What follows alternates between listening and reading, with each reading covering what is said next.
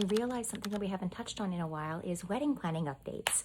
So I figured let's do that while doing a quick date night glam. We are currently sitting at 3 months before our wedding. So the important things like venue, photographer, officiant, reception, all that stuff is booked. We recently secured our menu. Wanted our guests to have a bit of an option, so we are doing a 3 entree, charcuterie to start, and tiramisu dessert, and everyone can choose their protein. It's gonna be a nice plated, romantic, candlelit dinner. So I feel like the big decisions are done. Now we're just doing the small ones. Are we going to do a host bar or do tickets and buy our guests 5 drinks? We have our color picked out and our designer has sent us a vision, if you will, of what the ceremony and reception will look like.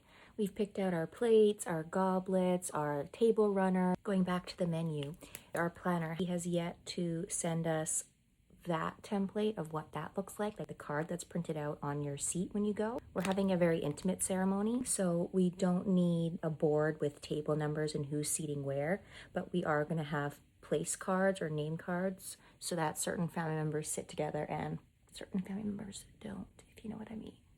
Child of divorced parents. Also, we're doing rounds of 8, but then I have so many siblings and my siblings plus ones that we need a table of 11.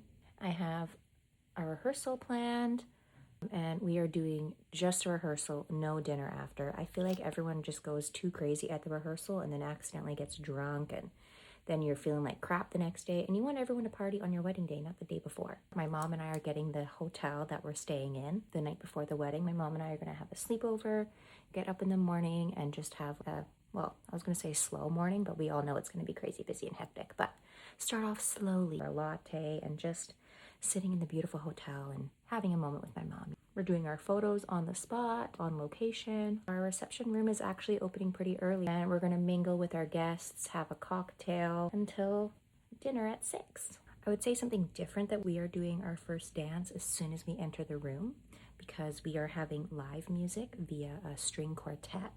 I think it's easy to forget the importance of the wedding and easily get distracted by the idea of a fun, magical party, but we're really trying to stay in the traditions and true meaning of a wedding. It's the joining of 2 families, the exchange of vows, the being around the most important people that are going to help you keep those vows. Shoes secured, jewelry picked, veil ironed, steamed, pressed, folded, ready to go. My dress is also home, and I do some fittings next month and the following month.